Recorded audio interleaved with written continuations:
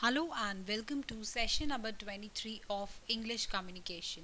In this, we are going to cover oral skills, oral presentations, making an effective oral presentations, advantages and disadvantages of oral communication, and preparing PowerPoint slides. So first of all, we'll discuss about speaking. Actually, what is speaking? Speaking क्या होता है? A wise man reflects before he speaks, a fool speaks and then reflects on what he has uttered. It's according to a French proverb के accordingly एक जो समझदार इंसान है वो हमेशा जो बोलता है उसे समझ में आता है, रिफ्लेक्ट करता है बिफोर ही स्पीक्स। और वहीं जो एक फूल है वो पहले बोल देता है और बाद में उस पर सोचता है। तो इस आप समझ सकते हैं कि स्पीकिंग का हमारी लाइफ में कितना इंपॉर्टेंस रहता है। इससे कोई भी ये पहचान सकता है कि वेदर वी आर वाइज और अ फूल। So we spend most of our lives speaking to one another. It is the most natural and ancient mode of communication.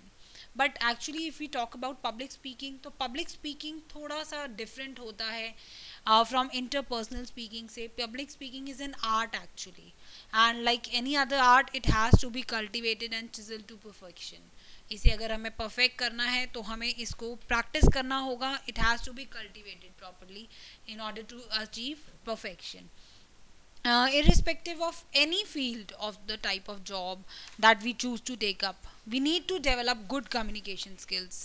हमेशा हमें गुड कम्युनिकेशन स्किल्स ज़रूर होने चाहिए, वो चाहे कोई भी टाइप का जॉब हो, क्योंकि ओरल स्किल्स हमें हमेशा चाहिए होंगे for effective presentations, participating in and conducting meetings, dealing with customers, interacting on a day to day basis with superiors, peers, subordinates, with the organisation. कहीं भी किसी से ना बात करने के लिए, किसी से भी आपको बात करने के लिए इन स्किल्स की बहुत ज़रूरत पड़ेगी. Speaking effectively also gives you great visibility and confidence and can even contribute to your career success. आपके career success में इसका बहुत बड़ा रोल रहता है. So while speaking, always remember to take initiative.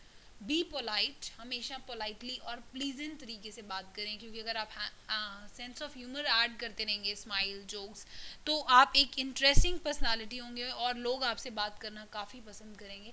B clear and concise, जो भी बोल रहे हैं उसमें हमेशा क्लैरिटी लाइए, कंसाइज रखिए.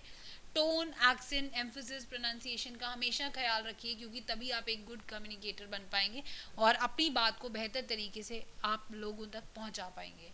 और अगर जो स्पीकर ने कहा the same way it is not been intended by the listener, कभी भी हम उसे एक सक्सेसफुल प्रेजेंटेशन नहीं मान सकते हैं, सक्सेसफुल ओरल स्पीकिंग कम्युनिकेशन नहीं मान सकते हैं. सो वी ऑलवेज रिमेंबर कि वाइल स्पीकिंग हमें इन सब चीज़ों का ध्यान रखना चाहिए. एंड अगर हमें किसी भी तरीके से नेगेटिव ओपिनियन भी देना है तो cite it honestly but in a very positive manner. So we need to be very diplomatic in that case. हमें थोड़ा डिप्लोमेटिक होना पड़ेगा और अपनी बात को पॉजिटिव मैनर में कहना होगा, चाहे वो नेगेटिव भी क्यों ना हो.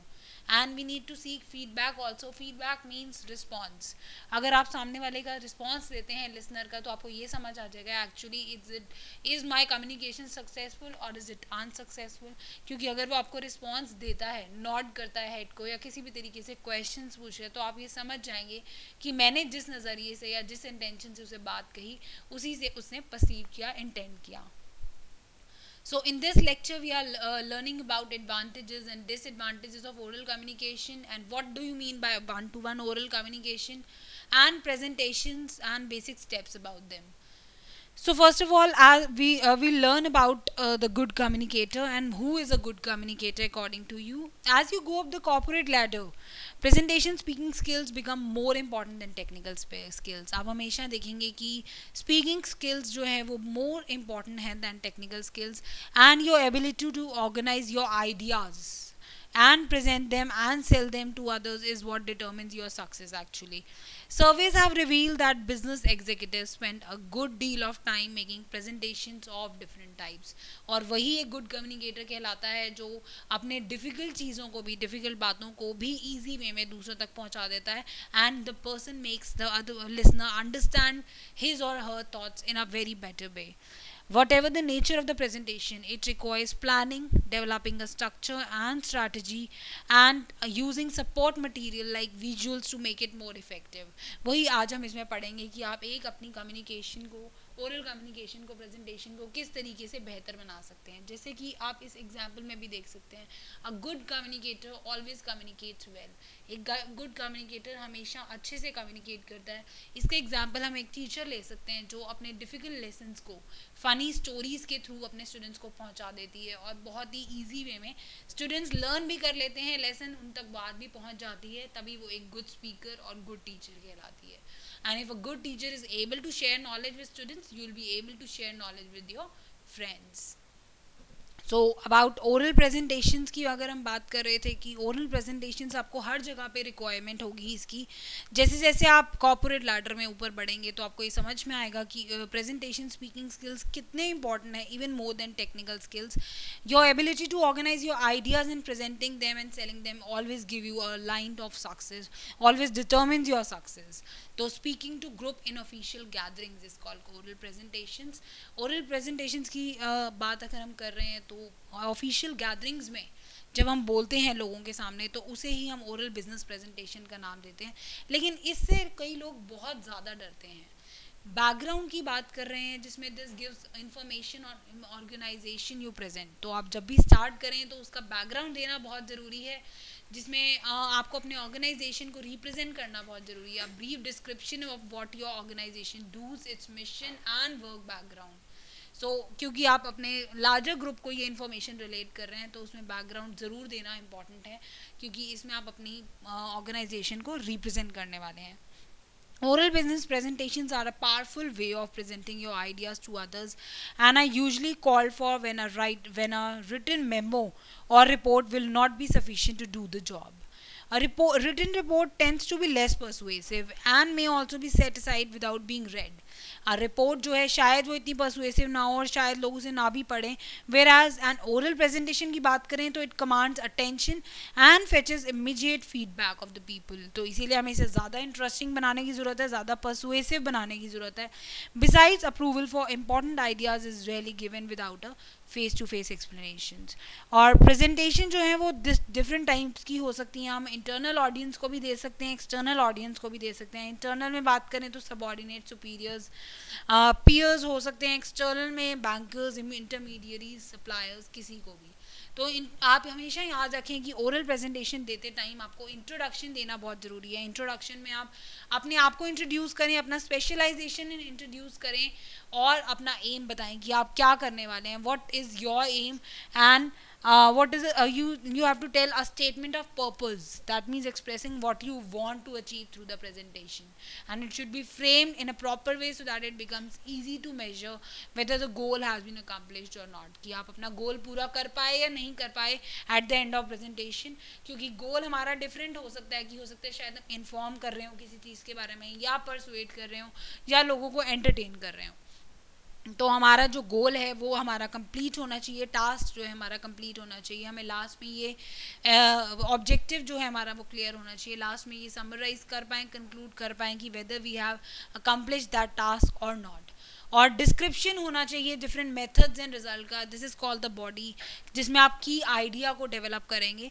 The key idea of presentation is a statement that expresses the main message to be conveyed to your audience. It is different from a statement of purpose in that the purpose is generally meant for yourself as the presenter. तो आपको अपने audience को ये बताना है कि आपका key idea क्या है। The key idea is mentioned to the audience at the beginning of the presentation, ताकि वो उसी तरीके से आपको सुन सकें और उसी तरीके से आपकी बात को समझ सकें। And you need to highlight and explain the points. This is where you will tell the audience what you had planned to tell them. But कुछ लोग, जैसा कि मैंने बोला, कि स्टेज पर जाने से बहुत ज़्यादा डरते हैं। They have a stage fright. Stage fright mean stage पर लोगों के सामने बोलने से बहुत झिझक होती है, बहुत डर लगता है। ऐसा लगता है कि शायद we are considered as foolish in front of them, तभी उनको बहुत डर लगता है in while going on stage. तो ये हमेशा याद रखें कैसे आप उसको कर सकते हैं उस स्टेज फ्राइट को। हमेशा याद रखें that you are not alone, Even great speaker also suffered from this problem and they sympathize with you. They'll forgive honest mistakes. हमेशा याद रखें कि बड़े बड़े स्पीकर्स भी इन्हीं प्रॉब्लम से कभी ना कभी प्रॉब्लम में आए होंगे आज या सफ़र कर रहे होंगे, तो आज वो आपके साथ सिंपथाइज की ज़रूर करेंगे and they will forgive your honest mistake. हमेशा इस बात का ध्यान रखें. एंड अगर आपको नर्वसनेस है भी तो शायद वो आपको माफ़ कर देंगे, क्योंकि छोटी मोटी इस टाइप की ट्रेमर इन योर वॉइस या फ्यू ओकेजनल मिस्टेक्स आपकी माफ़ की जा सकती हैं, but it should not be visible to your audience. और बहुत लिटिल मिस्टेक्स जो हैं, छोटी मिस्टेक्स जो हैं, फ्यू मिस्टेक्स, वो आपको फॉरगिव किया जा सकता है. इस बात का हमेशा ध्यान रखें कि we are dealing with people, human beings and not machines. Now making an effective oral presentation में जैसा मैंने आपको बोला कि कई लोग जो हैं वो बहुत ज़्यादा स्ट्रेट फाइट से इवन डरते हैं, सफ़र करते हैं उससे. When we speak it is a fear of standing before an audience and addressing them. बहुत ज़्यादा डर होता है उनके सामने खड़े होकर ऑडियंस के सामने ड्रेस करने का. It is only expression of the fear of looking foolish before other people. ऐसा लगता है कि शायद हम लोगों के सामने फुलिश कहलाएंगे. It is an expression of the fear of looking foolish before them. And हमें इससे नहीं डरना चाहिए. ये हमेशा याद रखना चाहिए कि आखिर कोई ना कोई फर्स्ट टाइम जब गया होगा तो इस टाइप की छोटी मोटी बातें उनसे भी हो गई होंगी.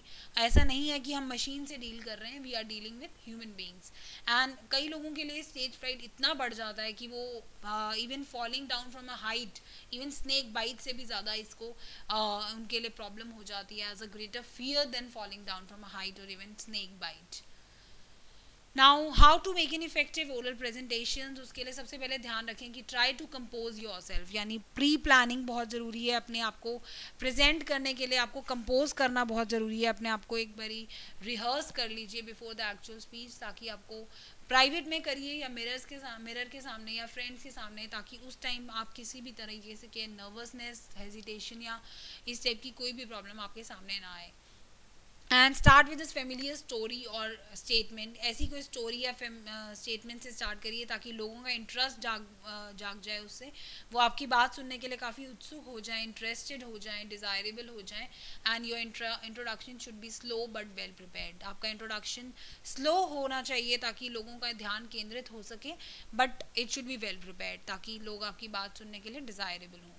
Then you can check the physical facilities also कि वहाँ पर लाइटनिंग सिस्टम या साउंड सिस्टम सब मैनेज्ड है या नहीं है, क्योंकि ऐसा ना हो कि जब आप जाएं और इन सब की प्रॉब्लम हो तो आप काफ़ी उस टाइम नर्वस या हेजिटेट हो जाते हैं.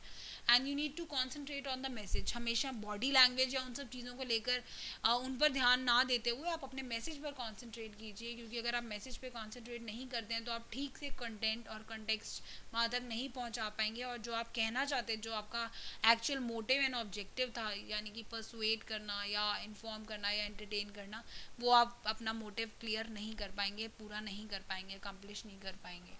The most important thing to do is to prepare well in advance and practise as often as you can. तो इसका यही सबसे बेस्ट तरीका है कि पहले प्रिपेयर करिए और प्रैक्टिस करिए जितना कर सकते हैं, ताकि बाद में इस तरह की कोई भी प्रॉब्लम सामने ना आए. Now basic steps for oral presentation. कुछ बेसिक स्टेप्स जो आपको फॉलो करने चाहिए. Plan your presentation keeping in mind the audience profile. Audience को सोच समझ के कि आपकी ऑडियंस एक्सपर्ट है या किस टाइप के लोग हैं, एनालिसिस करना बहुत ज़रूरी है. आपकी ऑडियंस का एटीट्यूड, साइज़ कैसा है, उनका कितने लोग हैं, लेवल कैसा है उनका नॉलेज का, ये सब चीज़ों का आपको पता होना बहुत ज़रूरी है. Making a good presentation alone is not enough. It also has to be tailor to your listeners in such a way that they understand and appreciate it, ताकि वो आपकी बातों को अप्रिशिएट कर सकें, अंडरस्टैंड कर सकें. तो उसके लिए आपको उनकी बेसिक नॉलेज जो है होनी चाहिए, उनके बारे में basic knowledge, information should be gathered about your audience, यानी कि उनकी job designations, areas of expertise, preferred style उनका कैसा रहेगा, या डेमोग्राफिक कैरेक्टरिस्टिक्स ऑफ ऑडियंस. ये सब चीज़ों के बारे में आपको जानना ज़रूरी है ताकि आपको उनकी एक्सपेक्टेशंस का अंदाज़ा हो जाए और आपको ये पता चल जाएगा कि ओकेजन की इंपॉर्टेंस क्या है. तो आप, I am sure that you will make a worthwhile presentation at that time. Now about oral communication, clearly state the topic before speech. ये इसलिए important है ताकि आप लोगों को बता सकें कि actually आपका topic क्या है और आप किस बारे में बताने वाले हैं. You need to plan the introduction, since the introduction is where you make the first impression. इसीलिए वहाँ से ही आप अपना topic स्टेट कर सकते हैं clearly, you can tell and make the topic important and interesting to the listeners. और वो आप कैसे कर सकते हैं, अपना इंट्रोडक्शन को ठीक से प्लान करिए, since the introduction is where you make the first impression, it should be plan with care. तो इसे आप प्लान कर सकते हैं केयरफुल तरीके से, and it should at least take 10 to 15% of your total speaking time, जिसमें आप अपनी स्टोरीज, एनेक्डोट्स एंड जोक्स को ऐड कर सकते हैं। और प्रोनाउंसिएशन का भी बहुत ध्यान रखना ज़रूरी है, short simple words, phrases, sentences होने चाहिए। At the outset you need to try and establish your credibility by showing that you are qualified to speak on the subject of presentation, and attention getting openers should be developed using techniques such as humor, dramatic questions, and interesting story, any quotation or a startling statement. Now there are some advantages की बात करें तो oral communication is very fast, you can understand कि आप जल्द से जल्द अपनी बात पहुंचा सकते हैं as compare to written communication, और इमीडिएट रिस्पॉन्स भी मिल जाएगा, इमीडिएट फीडबैक भी मिल जाएगा in the form of nodding head, या फिर क्वेश्चंस पूछ सकती है आपकी ऑडियंस आपसे, या किसी भी तरीके का डिस्कशन आपको ये बता देगा कि एक्चुअली आपकी जो लिसनर है वो आपकी बात को ठीक से समझ पाए या नहीं समझ पाए। और ये 2 वे कम्युनिकेशन रहेगा जहाँ पे हमें किसी भी तरीके की मिसअंडरस्टैंडिंग नहीं हो पाएगी most probably in most situations, क्योंकि ये फ्लेक्सिबल रहता है, easy and pleasant to use है, और आप जो स्पीकर है वो हर तरीके से बॉडी लैंग्वेज को यूज़ करते हुए अपनी बात को अपने लिसनर तक हर तरीके से पहुंचाता है। तो बहुत कम चांसेस ऐसे रहते हैं कि ये मिसअंडरस्टूड हो सके, and it promotes the understanding of the real information needs and the communication of relevant information. Now as everything which has advantages always has disadvantages also, तो इसकी भी कुछ disadvantages हैं जिसमें हम बात करें तो doesn't always saves time, क्योंकि कई जगह ऐसी होती हैं जहाँ पे सिर्फ टाइम बचाना नहीं होता मोटिव, जैसे कि लीगल डॉक्यूमेंट्स हो गए या आपने कहीं एडमिशन ली है तो वहाँ पे आपको लीगल प्रूफ चाहिए होता है, रिटन प्रूफ। तो हम ये नहीं सोच सकते कि हमेशा हमें टाइम बचाने के लिए ओरल कम्युनिकेशन का ही फ़ायदेमंद रहेगा, बल्कि हमें बहुत जगह ऐसा होता है जहाँ पे रिटन कम्युनिकेशन ही ज़रूरत होती है। And we can't repeat always, जैसे कि लिखा हुआ अगर बुक में कुछ लिखा हुआ है you can repeat it again again, बार बार पढ़ के उसे याद कर सकते हैं, but in oral communication we can't repeat always. And इसका एक ये भी डिसएडवांटेज रहता है कि इंफॉर्मेशन रिटेंशन बहुत कम हो जाता है। अब 1 घंटे का अगर आपने लेक्चर सुना है तो शायद उसे आप 5 मिनट्स में वापस रिकवर कर सकते हैं, वापस आप समराइज कर सकते हैं, पैराफ्रेज कर सकते हैं। दैट मीन्स 1 घंटे को आप सिर्फ 5 मिनट में ही उसकी इंफॉर्मेशन रिटेंशन कर पाए, तो information retention is very minimal है। और वेरिएशन हो अगर टोन में तो मिसअंडरस्टैंडिंग भी क्रिएट हो जाती है, ऐसा लगता है कि ये इंसान गुस्से में है या किस टोन में बोल रहा है, तो इससे मिसअंडरस्टैंडिंग होने का भी खतरा रहता है। और अगर हमने वर्ड्स कम यूज़ करें तो ऐसा लगता है कि शायद हम अपना पूरा मैसेज भी नहीं कन्वे कर पाएंगे, तो वहाँ पे भी ये प्रॉब्लम हो जाती है। And it can not be recorded also, कि आप रिकॉर्ड नहीं कर पाते कि उस इंसान ने यही बात कही थी, you don't have any legal proof in that case. 1-to-1 oral communication में फेस टू फेस कम्युनिकेशन, जैसे कि मैंने आपको बात बताई कि oral face to face communication में बहुत कम चांसेस रहते हैं मिसअंडरस्टूड होने के, क्योंकि स्पीकर अपनी हर बात को नॉन वर्बल कम्युनिकेशन के साथ बताता है, and it plays a great role in that, क्योंकि कम्युनिकेशन क्लियर हो जाती है इन मोस्ट केसेस, क्योंकि साथ में non verbal communication, tone of voice, body language, head movements, hand movements, सब अपनी बात को बताने में ज़्यादा बेटर प्रेजेंट कर पाता है स्पीकर। इंटरेक्शन जो है वो वेरी करता है अकॉर्डिंग टू द सिचुएशन, गुस्से में है या आराम से बोल रहे हैं, किस तरीके का लैंग्वेज उन्होंने कैरी करना है, किस तरीके का बॉडी लैंग्वेज, वो भी क्लियर हो जाता है, और इमीडिएट फीडबैक भी मिल जाता है, इसलिए ये ज़्यादा इफेक्टिव रहता है face to face communication. Now एक स्टेज आता है जब ये पूरा प्रेजेंटेशन ख़त्म हो जाता है, वहाँ पे आपको ऑडियंस क्वेश्चंस राउंड आता है, जिसमें आपकी ऑडियंस जो है वो आपसे क्वेश्चन पूछती है, और इन्हीं क्वेश्चन से शायद हम ये अंदाज़ा लगा पाते हैं कि हमारा प्रेजेंटेशन सक्सेसफुल रहा कि नहीं रहा। The listener are allowed to clarify their doubts during an audience question session, और it is better for a speaker to anticipate the questions, इसलिए बहुत ज़रूरी है कि स्पीकर अपने इन क्वेश्चंस का पहले ही एंटिसिपेशन कर ले, अंदाज़ा लगा ले, ताकि किस तरीके के क्वेश्चन पूछे जाएंगे, और उस पर सप्लीमेंट्री इन्फॉर्मेशन भी रेडी रखे including the visuals and all, ताकि उनको हेल्प मिले बाद में ये सब आंसर्स करने में। Now you can also use visual aids to support your presentations. The use of visual aids actually enhances the effectiveness of presentation and involve the audience more than a pure oral presentation. इसीलिए बहुत ज़्यादा important है कि हम visuals use करें. As a saying goes, a picture is worth 1,000 words. एक picture जो है वो 1,000 words से भी ज़्यादा important इंपॉर्टेंट है या वर्थ है 1000 वर्ड्स के. तो several studies have indicated the presentation made with visual report have been more successful. और इसका ज़्यादा रिटेंशन रहता है, जैसा कि मैंने आपको बोला ओरल प्रेजेंटेशंस के मुकाबले अगर हम विजुअल्स को साथ में यूज़ करते हैं तो इन्फॉर्मेशन रिटेंशन थोड़ी सी ज़्यादा हो जाती है. उसका रिटेंशन का जो परसेंटेज है वो काफ़ी ज़्यादा हो जाता है as compare to oral presentations. Visuals have also been found to make information in presentations more memorable. In addition, graphics help speakers to illustrate ideas and to answer questions in a better way. Visual aids should also be used wherever relevant and not just for the sake of it. सिर्फ इसीलिए नहीं कि हमें use करना है, relevancy भी होनी चाहिए. क्योंकि मान लीजिए आप कोई प्रोडक्ट को अगर सेल कर रहे हैं या परसुएट कर रहे हैं तो साथ में प्रोडक्ट होगा तो उसका ज़्यादा बेटर इफेक्ट रहता है. इसलिए नहीं कि सिर्फ हमें यूज़ करना है. It should not distract the attention of the audience from the speakers main message, बल्कि एक रेलेवेंसी दिखाने के लिए और उसको हेल्प करने के लिए ताकि ज़्यादा अच्छे से प्रेजेंट करें. इसलिए हमें विजुअल्स का भी यूज़ कर लेना चाहिए. ओवरहेड प्रोजेक्टर्स एक तरीके के विजुअल्स ही हैं जो हम यूज़ करते हैं. वहाँ पे आप हाईलाइटिंग का हेल्प ले सकते हैं. डिफरेंट कलर पेन्स बुलेट्स को हेल्प लेते हुए आप अपनी अटेंशन कैप्चर कर सकते हैं अपनी ऑडियंस का प्रेजेंटेशन के लिए. दिस इज़ कॉल्ड हाईलाइटिंग, जहाँ पे आप थोड़ा बोल्ड करके हाईलाइट करके उनका अटेंशन कैप्चर कर सकते हैं. और अगर आप पर्टिकुलरली किसी पॉइंट पे बात कर रहे हैं तो you can draw attention of your audience to important points by using opaque objects like pens या पेंसिल्स. और प्रोग्रेसिव डिस्क्लोजर की बात करें तो you can reveal the information line by line by using any opaque sheet, ताकि transparency को आप cover कर सकें एंड इससे फोकस करने में आसानी रहेगी, focus of attention and to minimise the distraction of your audience. आप पावर पॉइंट स्लाइड्स भी प्रिपेयर कर सकते हैं और वो आप पावर पॉइंट जो MS ऑफिस सॉफ्टवेयर एक कंप्यूटर सॉफ्टवेयर है उसकी हेल्प से आप ओवरहेड्स एंड स्लाइड्स प्रिपेयर कर सकते हैं. But if you are preparing for a 35mm image the power point slides must be formatted for 35mm. और या file slide setup menu in power point में जाकर बना सकते हैं. बट हमेशा याद रखें कि do not make the layout of PPT slides too cluttered और क्राउडेड. बहुत क्राउडेड नहीं होना चाहिए और इमेजेस आपकी जो हैं एजेस जो हैं स्लाइड के वो क्रॉप्ड अप होने चाहिए ताकि जब माउंट करें आप स्लाइड को किसी भी तरीके की कोई प्रॉब्लम ना आए. और all the slides must be a part of single PowerPoint file as it saves times. एक ही पावर पॉइंट स्लाइड की पॉइंट पे ही होने चाहिए सारी स्लाइड्स, क्योंकि इससे टाइम बचेगा. और फॉन्ट की बात करें तो आप मोनोटाइप सॉर्ट्स टाइप के फॉन्ट ना यूज़ करें क्योंकि ये डिस्टॉर्ट हो जाते हैं वाइल प्रोसेसिंग. आप हेल्वेटिका, बुक एंटीगा या टाइम्स न्यू रोमन जैसे फॉन्ट्स यूज़ कर सकते हैं. और ग्राफिक इलस्ट्रेशंस को भी राइट फॉर्मेट में यूज़ करना चाहिए क्योंकि इंसर्शन करते time during insertion they sometimes get distorted into power point.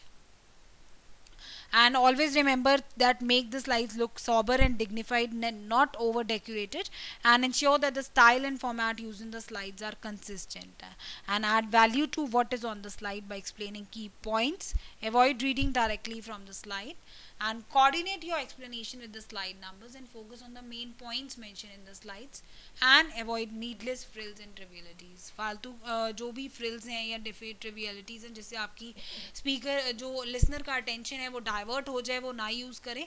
Simple रखें, सॉबर रखें ताकि आपके जो लिसनर्स हैं वो उसे ध्यान से समझ सकें और किसी भी तरीके का कोई प्रॉब्लम ना क्रिएट हो. ओवर क्राउडेड ना रखें, क्लटर्ड ना रखें ताकि लिसनर्स जो हैं वो आराम से उसे समझ सकें. And now do it yourself for you. What are the advantages of oral communication? How to develop your oral presentations. Thank you.